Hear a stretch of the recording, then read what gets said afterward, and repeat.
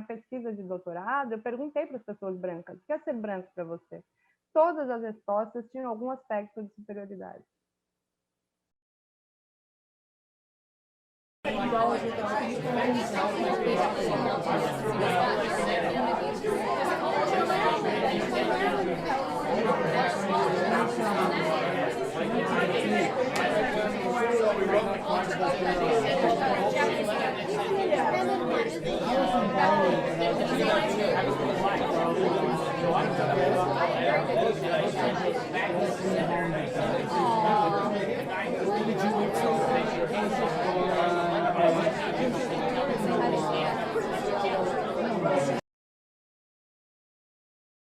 Se a subjetividade do negro foi formada e construída a partir dos aspectos da escravidão, como fica a do branco, a do chicote? Quais são as heranças materiais e simbólicas que esse sujeito tem? Para a psicóloga Lia Weiner, professora da Universidade Federal de Santa Catarina e autora de um livro seminal chamado Entre o Encardido, o Branco e o Branquíssimo, o Brasil é o país mais racista do mundo e a forma como a supremacia branca se expressa é através do que ela chama de branquitude, o mito da democracia racial e o discurso sobre meritocracia. Boa noite, seja bem-vindo aqui ao canal do Inconsciente Coletivo. Boa noite, Morris, obrigado pelo convite, é uma alegria estar aqui com vocês. Então, Lia, você sabe que a gente está fazendo uma série, né, sobre saúde mental aqui no canal, contando com o apoio da Fundação Tid Setúbal. E tem sido uma entrevista por mês. Na entrevista do mês passado, a gente entrevistou uma psicanalista, que é a Ana Carolina Barros Silva. E o tema da entrevista era os efeitos do racismo na subjetividade negra. Então, por aí você pode imaginar como que eu cheguei em você, né? Pesquisando o assunto, eu descobri um termo chamado branquitude.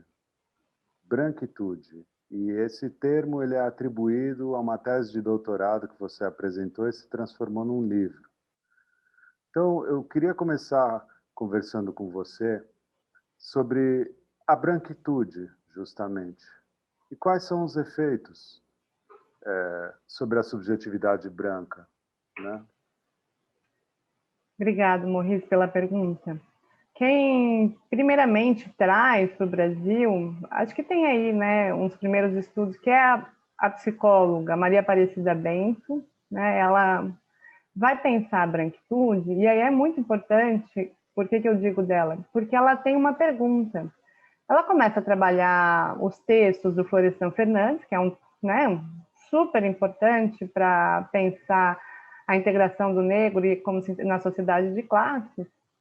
Em algum momento ele fala que, obviamente, a escravidão deturpou ou trouxe desvantagens muito grandes para o negro também no âmbito da subjetividade. E aí ele usa uns termos, anomia, tal, para dizer que isso foi, ele não vai dizer que é uma essência negra, obviamente, ele era um progressista, mas ele vai dizer que foi uma construção própria da escravização no negro.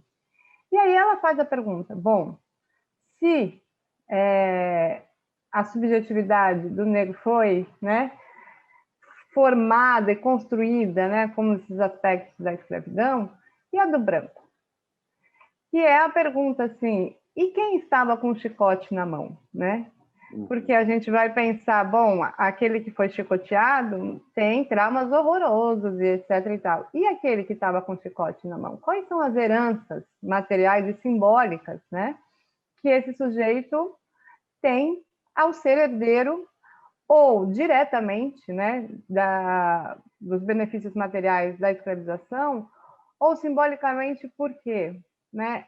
Todos aqueles benefícios dados, né, ao colonizador, no Brasil, foram, né, distribuídos para todos os outros brancos, todas as outras pessoas classificadas como brancas. Então, você não precisa ser um herdeiro direto para que a ideia positiva de raça branca recaia sobre você, né? A positividade de confiabilidade, inteligência, uma ideia de moral não duvidosa, que são, né, os aspectos da raça. A raça, né, como categoria, ela tem essa ideia que, a partir do grupo que você pertence, né, e aí pode ser via fenótipo ou não, os judeus, como a gente sabe, né, foram racializados não necessariamente pelo fenótipo, né, ou pela cor, mas é uma ideia que um representante desse grupo vai ter uma continuidade moral, intelectual ou estética. Você pode atribuir, né, algo interno a esse sujeito.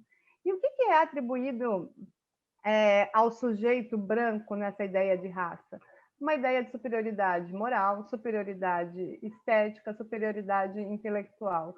Ou seja, por trás disso, a ideia de civilização.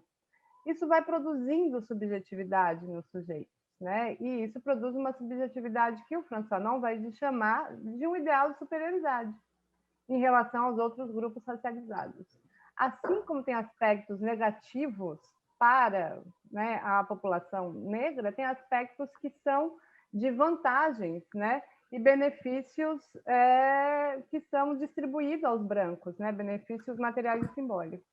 Então, os efeitos da subjetividade é essa ideia permanente de uma certa superioridade, né, civilizatória, a ideia de que o desenvolvimento é europeu, de que a racionalidade é da Europa. Então, toda uma ideia calcada numa ideia de superioridade nesses aspectos, moral, intelectual e estético. Isso vai recaindo. Na minha pesquisa de doutorado, eu perguntei para as pessoas brancas, o que é ser branco para você? Todas as respostas tinham algum aspecto de superioridade. O que seria a branquitude? E a branquitude é exatamente aquilo que é esse lugar de vantagem que os sujeitos ocupam numa sociedade estruturada pelo racismo. A questão é o seguinte, a branquitude não é sinônimo de pessoas brancas, apesar de que é isso que tem sido usado na rede social. Se você for ver, né, a branquitude, em geral, as pessoas estão falando de os brancos, né? Mas, assim, como conceito, não é o mesmo que pessoas brancas. Pessoas brancas, elas incorporam, se apropriam da branquitude, que é essa identidade racial do branco constituído através da ideia de raça, desse lugar de superioridade intelectual, estético e moral. Né? O título da sua tese, que se transformou em livro, é Entre o Encardido, o Branco e o Branquíssimo. Por que você escolheu esse título? Bom, porque assim como a raça produz hierarquias, né, no grupo de negros, né, a gente tem um ideal de embranquecimento, né? Então, assim, tem pessoas que são negras de pele mais clara e as pessoas chamam de morenos, faz um eufemismo. A própria categoria raça também hierarquiza os brancos. E tem um tipo de um branco, que é um branco brasileiro, que só é branco quase no Brasil. Se ele sair daqui, ele não é mais branco. Esse é o encardido, mas não fui eu que inventei essa resposta. Foi um entrevistado meu, que ele é um vigia noturno em São Paulo. É tão interessante porque ele é da Paraíba. Na Paraíba, ele é considerado branco. Ele mora na cidade de Tiradentes, onde ele é considerado branco. E ele trabalha de vigia noturno no bairro do Sumaré, onde ele é considerado nordestino. E aí eu pergunto para ele, né, o que é ser branco para você? E na resposta ele vai falando, né, ele também tem uma ideia de superioridade moral. Ele fala, os brancos são mais calmos, os negros são mais violentos. Ele vai narrando sobre isso. E ao mesmo tempo ele fala o seguinte: mas eu não sou branco, que nem esses brancos daqui de São Paulo que sabe quem é o avô, o bisavô. Eu não sei minha origem. Eu sou o branco encardido. Que é essa ideia de que é um branco que é fruto de uma, né, multirracialidade, né, que tem no Brasil, que não se remete diretamente à Europa, né? Os brancos imigrantes se remetem a 3, 4 gerações atrás, né, descendentes de imigrantes de Europa, né? Então está muito próximo um ideal de Europa. Esse cara, né, ele fala o seguinte: eu faço a menor ideia de onde vem um branco originário, não tem a ideia originária, né? E é um branco também esse que é encardido, que é o vira-lata, né, do Nelson Rodrigues, que fica admirando, né, uma Europa, que fica admirando um outro branco, com essa coisa de querer ser reconhecido como branco por esse europeu, por um branco originário, né? E aí se sente muito ofendido quando vai para lá e fala, não, mas você não é branco, né? Porque tem uma tentativa sempre de chegar nessa branquitude, né? Então esse é o encardista. E o branco e o branquíssimo? E o branco e o branquíssimo também, todo mundo, tudo é fala de entrevistado meu. Tem uma entrevistada que ela fala, o branquíssimo é aquele que detém todos os poderes, que é sempre branco. Ele detém um poder estético, essa entrevistada fala, detém o poder econômico, poder político, poder jurídico, ele está nesse topo. E o branco é esse que está no meio. Ela fala, está no meio, mas ele quer ser esse branquíssimo, então ele está sempre se espelhando nisso, né? Todos querem ser o branquíssimo. Ela fala, entrevistado, não, o encardido tá bom ser branco. Ah, tá. Vai por... Sei, um degrau após o outro. Um degrau após o outro, né? Mas isso vem da fala dos entrevistados, né? Sim. Então, e é interessante que eu faço uma pergunta, mas quem é branco para você? Existe um branco mais branco? Eu pergunto isso na minha tese, né? E todo mundo sabe me responder que há um branco mais branco. Que tem um branco que é mais branco. E esse branco que é mais branco, ele sempre é aquele, né, que tem o cabelo loiro, o olho azul, o nariz fino, um fenótipo tipo, né, Xuxa, né? E essas pessoas vão narrando quem é menos branco. Bom, o menos branco tem cabelo mais castanho, depois é o outro de cabelo enrolado. Então, tem todo um saber sobre raça no Brasil que as pessoas, assim, olham para as pessoas e colocam, né? Se eu pedir para as pessoas, já fiz esse exercício várias vezes, né? No meu curso de psicologia social, que é que eu dou, né? De psicologia na UFSC, eu pergunto para as pessoas imaginarem, todo mundo sabe fazer uma escala dos brancos. E toda essa escala dos brancos se assemelha à ideia de raça do Gobineau, ou daquela raça produzida no século, por uma pseudociência, 18 e 19, para a gente ver como a ideia de raça construída ali no século 18 e 19 está no tecido social e no imaginário das pessoas, e sempre com uma ideia de que quanto mais branco, melhor. É aí que eu ia chegar, no branqueamento, né? Quer dizer, assim, quanto mais branco, melhor. É um desejo mesmo, né? Um desejo de brancura. Desejo de brancura, né? Só que como a branquitude tem vários poderes ali, né, um poder político, poder econômico, essa ideia de uma intelectualidade, o que foi muito interessante na minha tese é que o desejo de brancura para homens e mulheres não é o mesmo. Tem assim, o encardido, se ele tiver poder político e econômico, ele tá super bem. Porque essa coisa da masculinidade, né, construída através de uma ideia de poder econômico, etc. E tal. E o desejo de brancura das mulheres é puramente fenotípico. Tem difere. Curioso, Assim, curioso. Porque as mulheres estão sempre submetidas, né, à opressão de gênero, e que a beleza é fundamental, né? Então, assim, o poder intelectual, o poder econômico não substitui o fato de que uma mulher não é considerada bela, né? Numa sociedade como essa. Então, a ideia de beleza construída sobre a branquitude, nessa ideia de superioridade, de uma beleza branca, né? Que foi construída nesse engodo, que é a ideia de raça e da branquitude, é o maior desejo das mulheres que eu entrevistei, né? Diferente dos homens. Como é que a branquitude se expressa no trabalho, na academia, na cultura em geral? Olha, eu acho que a maior amarração para entender a branquitude no Brasil são 2 pontos. Um é a ideia de mérito, que é o seguinte: essa é a lógica que é tão perversa no Brasil. A gente tem o ideal de democracia racial, né? Um mito da democracia racial. O que ele nos diz? Nos diz que temos oportunidades iguais, né? Brancos e negros. Só que só os brancos estão em todos os cargos de poder, né? poder econômico, poder jurídico, poder político, são todos ocupados por brancos. Então, a ideia é o seguinte, como é que ela se expressa? Se você perguntar, sei lá, para os seus colegas de trabalho, ou se eu perguntar para os meus colegas de trabalho, ou for numa empresa e perguntar para os CEOs, como é que você fez para chegar aqui? Né? Qual é o teu maior mérito que você fez para chegar aqui? As pessoas vão responder, eu estudei muito, eu trabalhei muito, eu aprendi inglês, eu estudei inglês, elas vão atribuir essa conquista ao indivíduo, e não ao pertencer a uma raça. E aí, o que essa ideia faz? Bom, temos oportunidades iguais, os brancos ocupam, né, os lugares de poder, e isso é por mérito. Logo, somos superiores. A própria ideia de mérito, no Brasil, é a lógica na qual vai se expressar uma supremacia branca. Só que a gente acha que quem tem supremacia branca é os Estados Unidos, é a África do Sul. A nossa supremacia branca é o mito da democracia racial, junto com a ideia de mérito. Então, essa é uma expressão muito grande, né? De que os brancos... Mas ela é velada, né?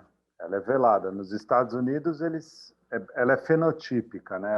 Ela é mais escancarada, né? Aqui é um pouco mais velado tudo isso. Porque como ninguém... É muito raro aqui... Se bem que aqui em Santa Catarina não, tá? Nem no Rio Grande do Sul. Mas é raro a gente estar no Brasil que as pessoas falam de superioridade branca como falam da supremacia branca nos Estados Unidos. Né? As pessoas não falam abertamente, né? Os brancos são superiores. Mas eles falam, os brancos são superiores o tempo todo no Brasil. Sim. Entendeu? O tempo todo. É que é só... O que muda, né? É a forma na qual se expressa a branquitude. Outro dia eu fui numa venda, fui numa vendinha, estava esperando na fila, e era uma vendinha de um bairro, de uma cidade pequena e tal, e eu vi, a moça estava perguntando para o vendedor, e aí, nasceu a filha da dona Fernanda? Ah, nasceu. Nasceu com aquele olho azul? Não, nasceu morena. Ah, que pena. Essa é uma resposta para uma criança que acaba de nascer, né? Tipo, ah, que pena. O que é isso se não é uma ideia de uma supremacia branca, né? Sim, sim. Então, se fala o tempo todo. A minha segunda pesquisa, Maurice, foi com famílias interraciais. Eu tenho um segundo livro que chama Famílias Interraciais, Tensões entre Cor e Amor. E as mulheres grávidas, todas, absolutamente todas, narram o que a princesa lá, Meghan, acabou de narrar na entrevista com a Oprah, que é o desejo e o medo da família branca que essa criança nascesse com a cor escura. E, assim, uma tecnologia que essas famílias aderiam, que é olhar, né, a mucosa, olhar o joelho, olhar o cotovelo, para saber se essa pessoa vai ficar negra, porque elas nascem mais claras, né? E as pessoas vão escurecendo, em geral, as famílias interraciais, com o tempo.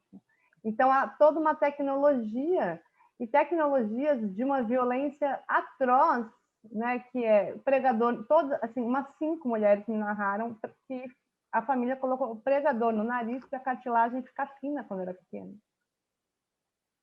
Nossa. Uma violência atroz, assim, que é...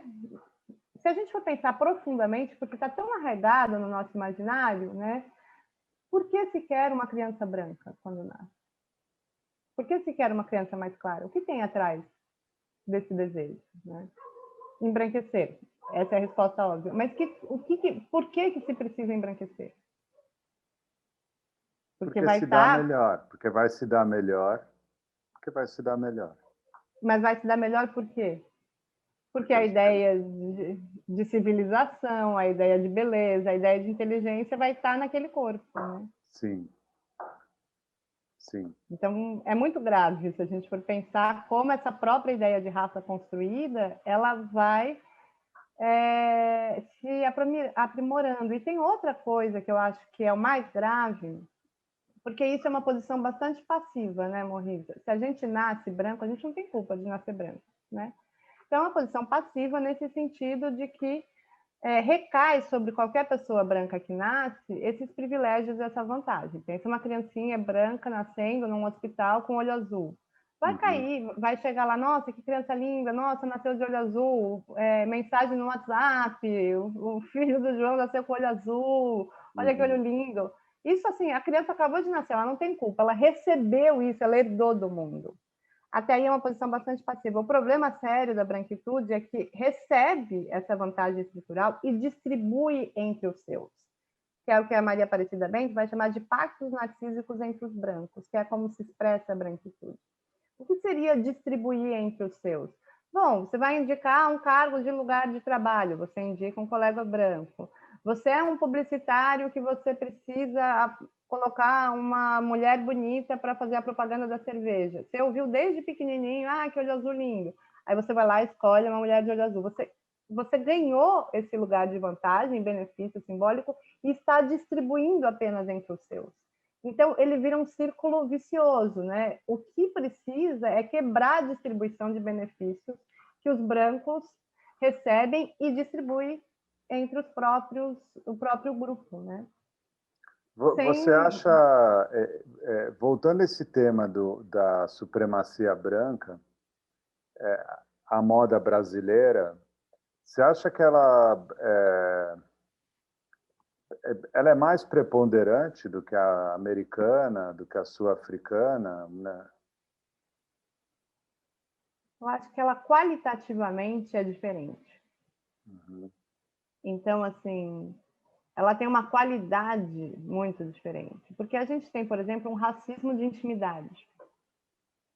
As pessoas acreditam que por estar próximo, né, nós não temos segregação, né? Todo mundo, sei lá, tem uma proximidade, ainda mais na classe, né, nas classes mais baixas. Negros e brancos convivem muito, né? E eu entrevistei de diversas classes sociais. E o que acontece? A hierarquia racial está colocada, mesmo nas relações. Né? Eu sempre dou o mesmo exemplo para quem vê minhas entrevistas, né? Não teria lógica uma mulher ouvir isso, né? Eu não sou machista porque eu sou casado com uma mulher. A hierarquia está posta, essa mulher trabalha mais, às vezes a voz dela vale menos, ela cuida mais dos filhos, tem uma hierarquia posta numa relação muito íntima. A minha pesquisa das famílias interraciais tinham relações muito hierárquicas, familiares, ou seja, em relações ligadas aos lugares raciais dos sujeitos, né? Às vezes era uma família que tinha um genro branco e um genro negro. Depois do jantar e depois do almoço, né, de família no domingo, o genro branco sentava para assistir futebol, as mulheres iam todas lavar o prato, e o genro negro, quando ele sentava, a sogra de quem eu entrevistei, né, falava o seguinte, a mãe de quem eu entrevistei, que folgado ele, né? Então, ele era o folgado, porque esse não era o lugar dele, ele teria que estar ajudando para ser aceito, né? Então, as hierarquias dentro das famílias são muito violentas, de alguma forma. Então, eu acho que o que muda é a qualidade, né? Como que isso se expressa. Obviamente, também tem um lado que é positivo no Brasil, que é que o mito da democracia racial também produz algumas realidades. Né? Um mito é um mito, mas ele também pode criar, através de um mito, algumas realidades. Então, ele também cria algumas possibilidades de convivências harmônicas. Né? Se a gente vai tomar uma cerveja na Lapa, tem lá negros e brancos, tem branco servindo negro, negro servindo branco, um monte de casal interracial. A questão é que é tão estrutural que depois, sei lá, desse samba, etc. e tal, vai os brancos de carro, né, para a Zona Sul, e os negros pegam trem e chegam em casa às 6 da manhã, né, para chegar em outro lugar. Então, tem espaços que são ilhas de democracia racial no Brasil. Em geral, e esses espaços são espaços de lazer. Eles são espaços que o Lívio e o Sansone vão falar áreas moles, que é o lazer, que é a cultura, etc. E tal. Agora, na áreas duras, que é mercado financeiro, poder econômico e jurídico, é totalmente ocupado só por brancos. Então, a gente tem aí uma coisa que vai enganando a nossa forma de conhecer. Um dia eu cheguei numa festa, num samba, né? Era tanto casal interracial e era tão brancos com negros que eu virei para um amigo meu e falo, imagine se entra um americano aqui nesse momento. Como é que a gente explica que a gente está no país mais racista do mundo para ele? Parecia impossível de explicar olhando aquela cena, sabe? Uhum. Você acha que a gente é o país mais racista do mundo? Acho. Assim, no nível de desigualdade entre brancos e negros, todos os dados apontam, né? Que a desigualdade entre os grupos de brancos e de negros no acesso aos bens, que é acesso à saúde, acesso à educação, acesso... Porque a gente já é um país muito desigual, né? Só que acontece que essa desigualdade que a gente entende de classe, ela também é uma desigualdade de raça, né? Então, nesses dados estruturais, nós somos o país mais racista. E também naquilo que aponta a morte de pessoas negras inocentes. Você pesquisou, o teu livro fala também de hierarquia e poder em São Paulo, né? O que você viu de tipicamente paulista nesse contexto de branquitude? Que é uma branquitude que ela é muito ligada à ideia de progresso, né? A gente, não sei quantos anos você tem, Maurice, mas você deve ter crescido, assim como eu, em São Paulo, ouvindo uma rádio que falava vambora, vambora, Com tá na certeza. hora, logo de manhã. Essa ideia ligada à ideia do trabalho, né, do imigrante trabalhador, né? Então essa ideia da branquitude progressista desse imigrante que é o trabalhador, né, e que se vê superior aos outros lugares, né, fora de São Paulo, é muito característica da branquitude paulistana. Então, é branco e ainda é paulistano, né? Que tem, nesse sentido, um preconceito ligado, né? Que é ligado à raça, muitas vezes, mas não aparece dessa forma, ao Nordeste, ao Norte, Nordeste, né? E essa ideia de que o progresso, o trabalhador, aquele que acorda cedo, uma ideia de uma moral superior, que é muito do paulistano mesmo. Assim. Então, essa ideia de que o progresso e a civilização e que carrega, é o carro-chefe da nação São Paulo, ele vai juntando e vai fazendo uma mescla com essa ideia de superioridade da branquitude. Sabe? Quais são as raízes históricas da branquitude? Bom, é muito importante que a gente pense que a raça é filha do racismo, ela não é mãe do racismo, né? Então, a branquitude é o resultado do processo de dominação colonial, né? Então, aquilo que era a relação senhor-escravo se transformou, e depois colonizadores e colonizados, se transformou em brancos e negros. Brancos e negros é quase uma metáfora, né, para dizer colonizador e colonizado, né, ou senhor e escravo nas transformações, né, econômicas de modos de vida, né.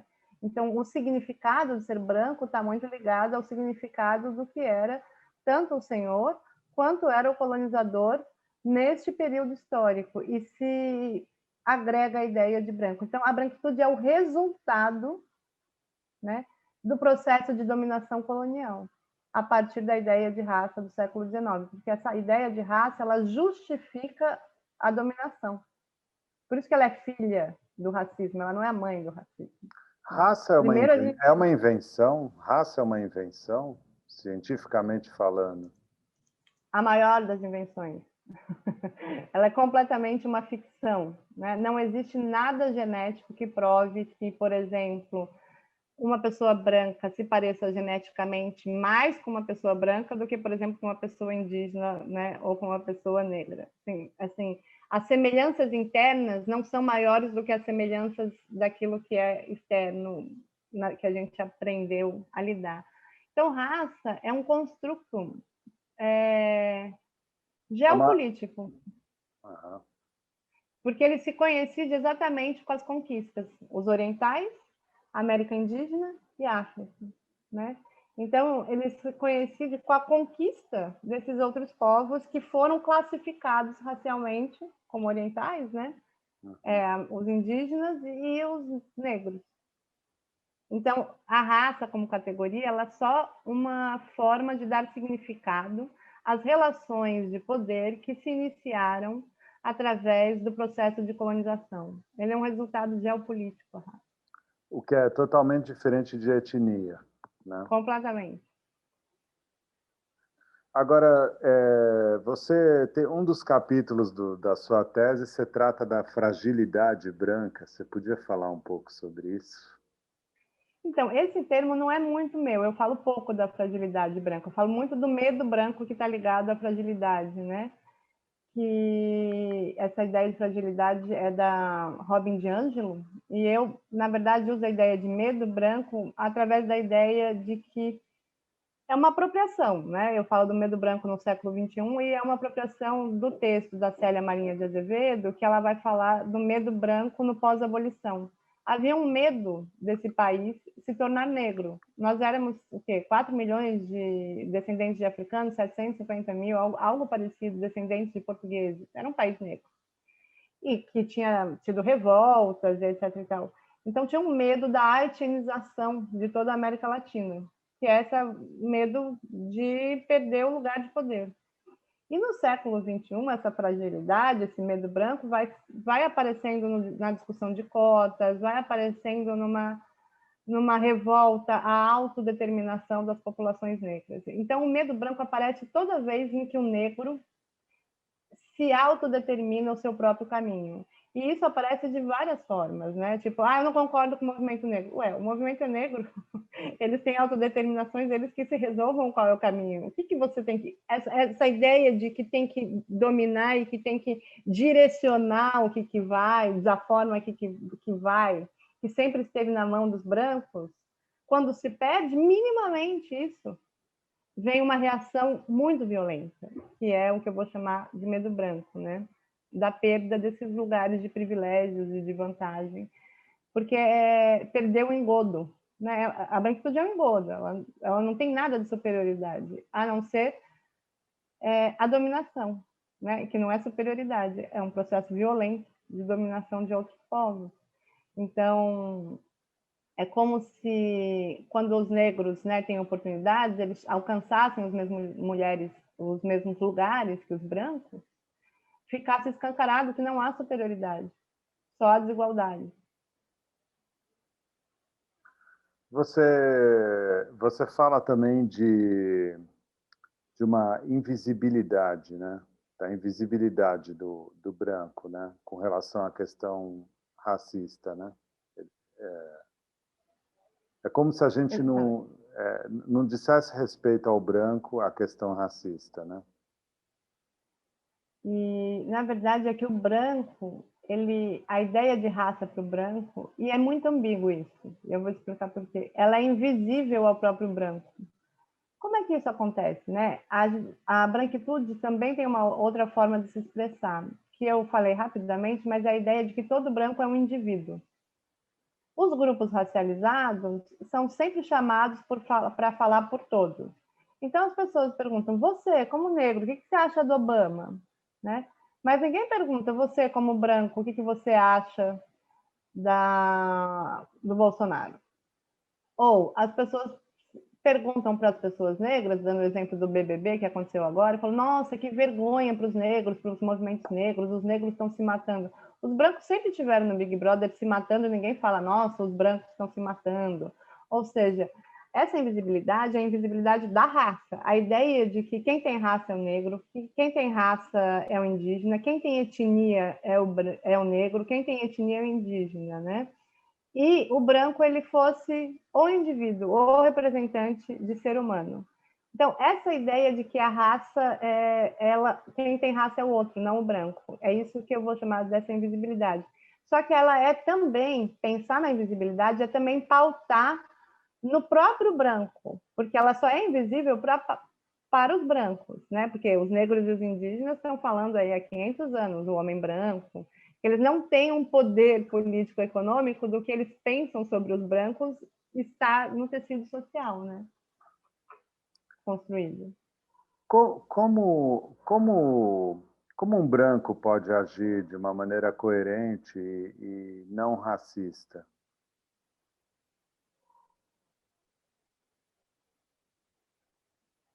Bom, eu acho que tem 2 pontos, né? Não ser racista num país onde tem racismo estrutural também não modifica as estruturas, né? Por isso que a frase famosa da Angela Davis é: num país com racismo estrutural não basta não ser racista, é preciso ser antirracista, né? No sentido que se o Maurice ou a Lia não forem racistas, e não fizerem nada, não vai mudar em nada, porque é uma engrenagem, né? Uma estrutura, né? Então você tem que fazer, né, a estrutura tentando quebrar ela, né? Todos os brancos estão inseridos dentro de instituições, né? É uma instituição família, é uma instituição escola, é uma instituição, sei lá, na qual você trabalha, uma organização, uma empresa, né? E são as instituições que fazem a estrutura social. E quando a gente fala que o racismo é estrutural, parece que a gente não tem o que fazer. Mas o que é a estrutura? Ela é feita de instituições, a instituição política, econômica, jurídica, tal. E do que são feitas essas instituições, né? De sujeitos. Então, um lugar onde pode ser antirracista são nas instituições em que essas pessoas estão inseridas. Bom, então você não tem uma técnica, um manual de como o branco deve ser antirracista, porque depende muito do lugar que ele ocupa na sociedade, né? Qual é o lugar de poder que ele tem. Então, se eu sou um jornalista, bom, vou pensar, está equilibrado aqui a quantidade de pessoas que eu entrevisto para qualquer assunto? Por que eu só chamo negro para falar de racismo? Tem aqui falando o médico nunca é negro, ou o engenheiro nunca é negro, ou aquele especializado em saúde nunca é negro. Então, vamos supor que é um jornalista. Ele equilibrar essa pauta dele. É o que ele pode fazer. Eu sou uma educadora, eu posso colocar esse tema, né, como centro do né, dos temas que eu pesquiso outras coisas também, né? Agora, se é um dono de uma empresa, o que ele pode fazer? Né? Ele tem a ver com a contratação, com o serviço que essa empresa oferece, né? Se é um dono de uma empresa de segurança privada, provavelmente ele não precisa colocar negros dentro, porque ele já deve ter mais porcentagem de pessoas negras trabalhando com ele do que brancas. Então, não deve ter desigualdade dos trabalhadores. Não é a contratação que ele tem que trabalhar, mas é a formação, está ligada ao serviço que ele oferece para a sociedade. Então, ele precisa formar, né, fazer uma formação dessas pessoas e também pensar, bom, não é para perseguir mais negros do que brancos, etc. e tal. Então, o que é ser antirracista? Depende muito do lugar que você ocupa. Se é RH de uma grande empresa, tem a ver com a contratação. Se você é um juiz nesse país, né, e aí você está numa instituição como, né, o TJ, etc. e tal, por que não se faz um mutirão, né? Agora a gente vai fazer o julgamento desses 80% de encarcerados, que são todos negros, que estão sem julgamento. A maioria dos jovens negros que estão encarcerados nesse país, eles não tiveram julgamento. Você consegue imaginar um filho de classe média branco passar 4 anos na prisão sem ter sido julgado? Porque essas pessoas têm menos acesso ao quê? Ao advogado, né? Ou não sabem, ou talvez a informação, etc. e tal, não tem a pressão no juiz, não é uma pessoa de... Então, assim, o que um juiz pode fazer? Muita coisa. Então, depende de que lugar você está, em que instituição. Eu faço um exercício sempre com as pessoas. Pensa nas coisas e atividades que você faz no dia a dia. Uhum. Em qual e como você pode ser antirracista? Uhum. Você vai fazer um bolo para o teu filho? Vai encomendar um bolo para o teu filho no aniversário? Tem, sei lá, uma boleira, empreendedora, mulher negra? Você pode comprar do bolo dessas pessoas, né?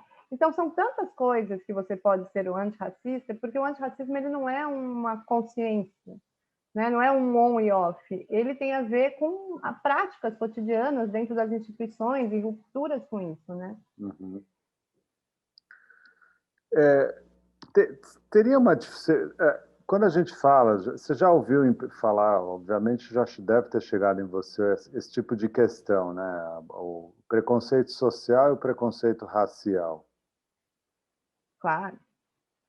Como é que funciona? Como é que funciona? Na verdade, Moisés, é uma pergunta falsa no Brasil. Uhum. Apesar da gente achar que não, ela é uma pergunta falsa. Porque a estrutura de classes no Brasil se formou a partir da escravização da população negra, né? Então, a gente tem a inserção, né, dos sujeitos na estrutura de classe através dos lugares raciais dele. Não é à toa que a gente tem todos os ricos brancos, Sim. e a grande maioria população negra pobre, né? Porque é uma falsa pergunta. O próprio racismo impede a ascensão social, Uhum. né? E a pobreza produz mais racismo.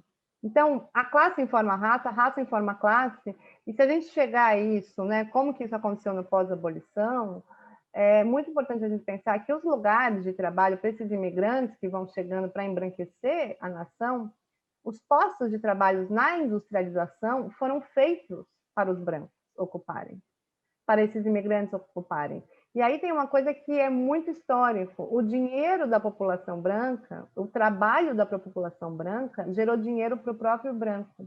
Enquanto o trabalho da população negra, né, no Brasil, na história inteira do Brasil, também gerou dinheiro para o branco. Porque, ao serem desvalorizados, o trabalho dele também é desvalorizado. E essas pessoas sempre ganharam menos e elas também possibilitaram o enriquecimento da população branca, né, historicamente.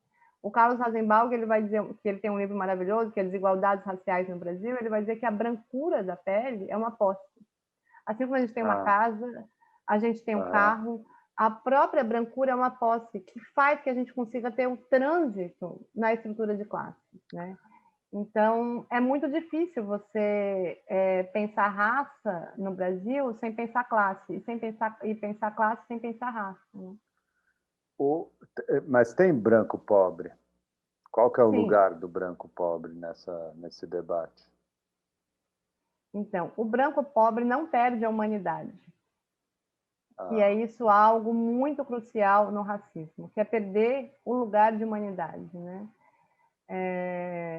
Por exemplo, os judeus, eles não eram pobres em sua grande maioria, né? Mas o racismo fazia que eles perdessem a humanidade, que a vida deles não importasse. Isso é crucial da gente pensar no racismo, que é o fato de que 73 pessoas jovens negras morrem todos os dias e que essas vidas não importam, porque elas são significadas vidas menos humanas, né? Então, o fator que eu acho que é o principal, né? Eu tenho um entrevistado que eu pergunto que ele é um morador de rua, né?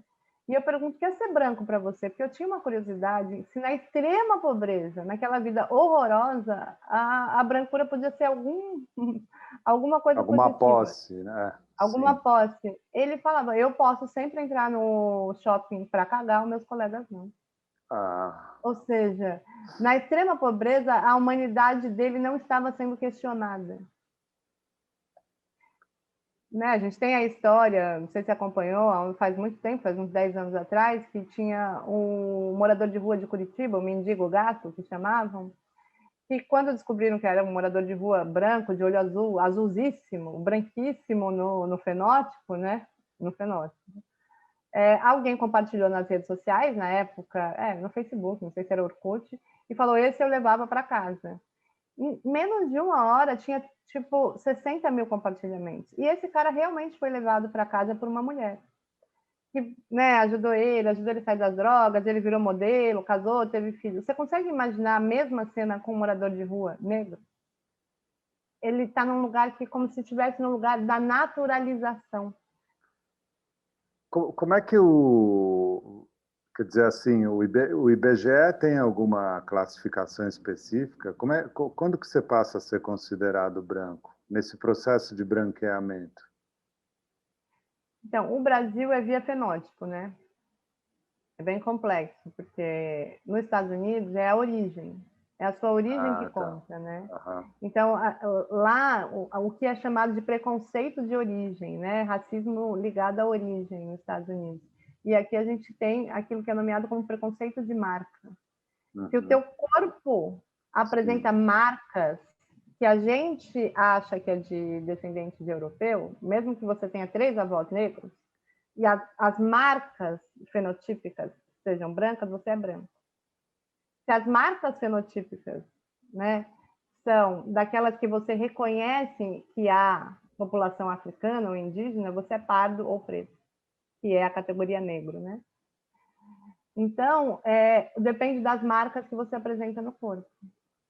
O que não, ou seja, ser branco no Brasil não quer dizer que você não tenha pai negro.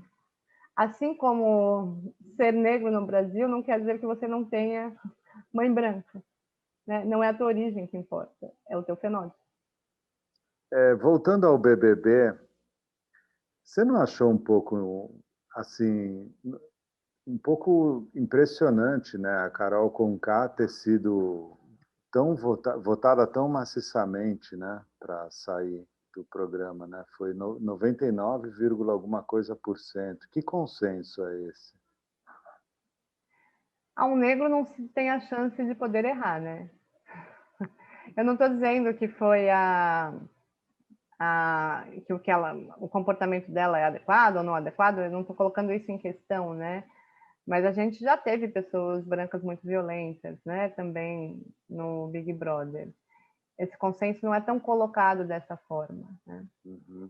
E a linha que se mede o erro de uma pessoa negra e uma pessoa branca é muito diferente. Eu sou professora e eu vou dar esse exemplo porque para mim é muito chocante. Eu estava uma vez com uma banca corrigindo uma prova que era para seleção de mestrado, não era aqui do programa que eu estou agora,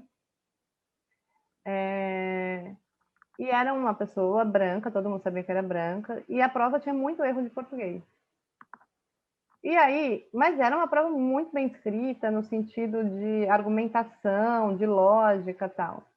Todo mundo advogou que, bom, é uma prova de concurso, tinha que fazer em 3 horas, não dava tempo de pontuar, a pessoa escreveu correndo. O cara passou lá com 10. Enfim. Um dia depois, tinha, né, a prova, e todo mundo sabia quem eram as pessoas, que tinham o nome e tal, de uma mulher negra, que também tinha um raciocínio muito bom, que também tinha uma lógica muito boa e tinha erros de português. As perguntas eram feitas: será que essa pessoa tem formação suficiente para acompanhar o mestrado? Será que essa pessoa, né? Eram todos os tipos de pergunta que desqualificava a ideia de uma possível intelectualidade. Não foi dada a chance de que ela errou o português e a ponto, crase, etc. e tal, porque era uma prova de concurso que a pessoa tivesse que fazer muito rápido, né? Então, as medidas colocadas para brancos e para negros são muito diferentes nesse país, né? Tipo, um juiz olhando o crime de estupro, né, como de um homem branco, na qual foi julgado, por exemplo, aqui em Santa Catarina, em Florianópolis, bom, uma brincadeira, etc e tal, etc e tal. Vocês imaginam uma denúncia de uma mulher branca, de classe média, para a possibilidade de estupro de um homem negro? Uhum. O linchamento que isso não seria? Então, nós temos aí, no Brasil, um país que formula um criminoso mesmo antes do crime. Então, imagine quando esse criminoso comete o crime. Voltando ao BBB, né? A gente já tem, né, uma negatividade antes dessa pessoa fazer qualquer coisa. E aí, quando ela faz, é só linchamento. 99,9% é linchamento. Esse impacto da questão da branquitude na saúde mental das pessoas, como é que você mapearia ele?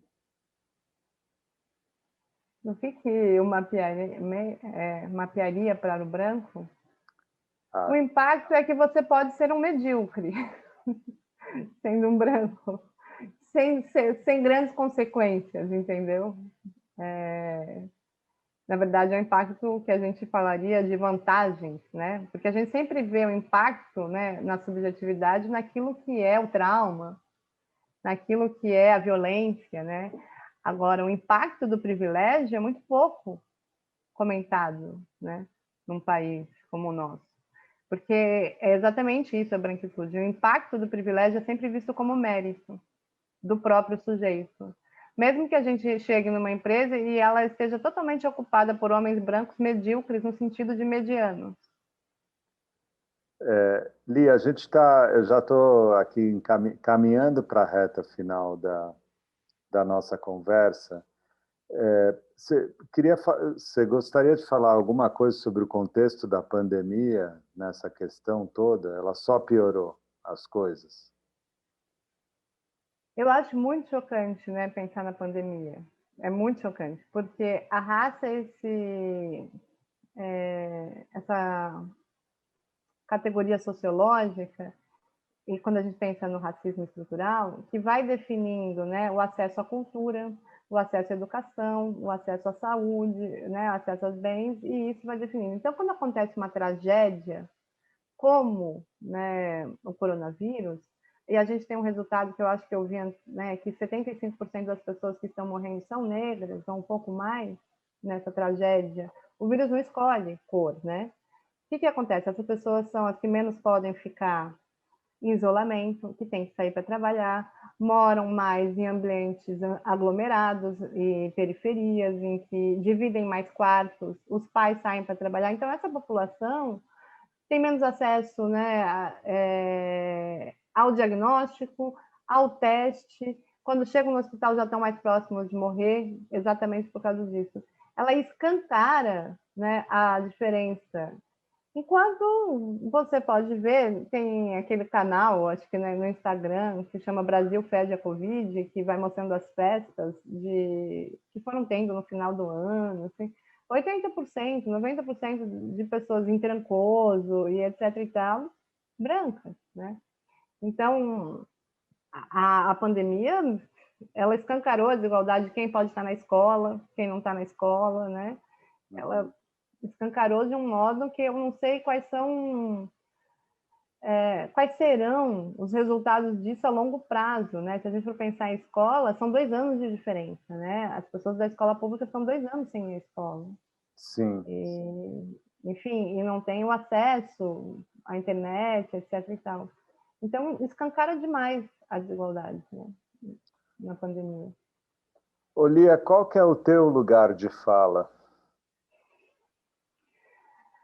O meu lugar de fala é de uma mulher branca, né, que sempre conviveu com brancos,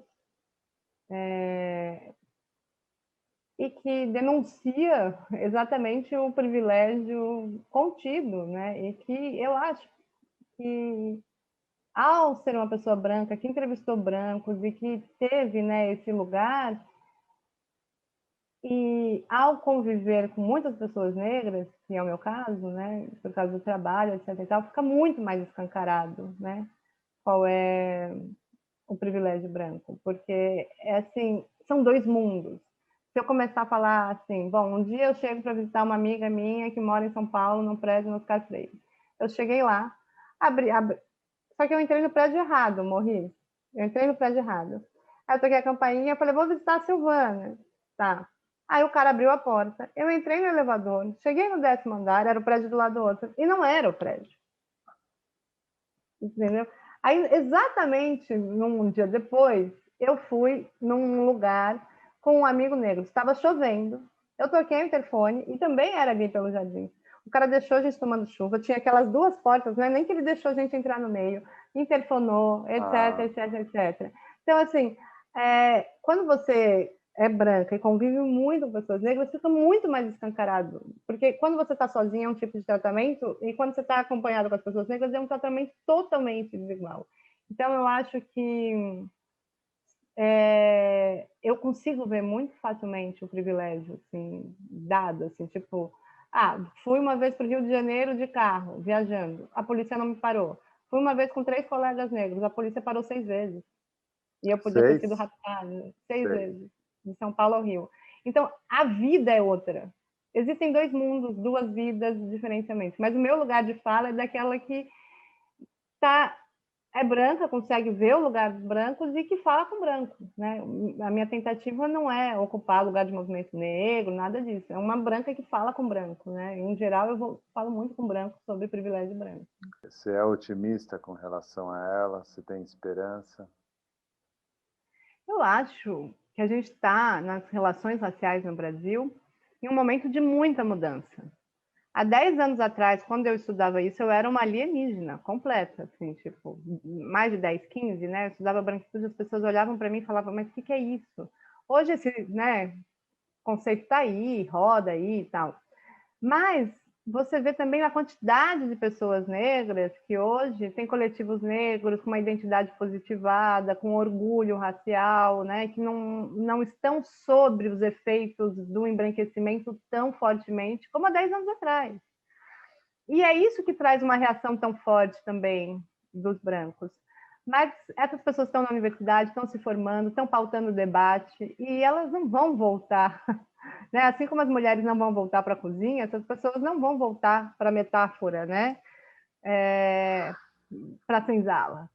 Ainda bem que nunca mais vão voltar. E essa reação muito forte que tem desse, né, que a gente pode pensar dessa direita conservadora, é exatamente porque está borbulhando um outro mundo aí, né? Tanto para as comunidades negras, para a população LGBT, está borbulhando várias outras formas de vida. Então, eu sou otimista que tem coisa que não vai mais voltar, né? Que tem crianças hoje negras nascendo, desde sempre falando meu cabelo é lindo, né? Desde sempre falando meu lugar é onde eu quero. Eu vou fazer universidade, isso é muito, muito diferente de 10 anos atrás. Eu estudei na mesma universidade que eu dou aula, tá? Eu estudei sem nenhum colega negro. Durante 5 anos, né, que fez a faculdade, eu não tinha nenhum colega negro na minha sala, mas assim eu também não tinha para cima ou para baixo, não tinha nos anos todos que eu estava ali. Hoje eu não tenho uma sala que eu dou aula que não tem 5, 10 alunos negros, né? Então, a gente tem uma mudança e é exatamente por isso a reação tão forte. Esse é o medo branco. Mas eu sou otimista no sentido de que essas mudanças não vão voltar, né? Nesse sentido. E sou pessimista também porque a violência policial só tem aumentado, né? E que essa é a que mais mata a população negra. Então, a gente tem, assim, duas forças muito opostas acontecendo. Como eu sou uma pessoa que acredito, né, que somos nós, homens e mulheres desse mundo, deste momento que construímos a história, vai depender muito, né, não do que a gente projeta, mas do que a gente vai construir. E é por isso que eu estou construindo também uma possibilidade, eu dedico minha vida à construção de um país mais justo, com igualdade para a população brasileira.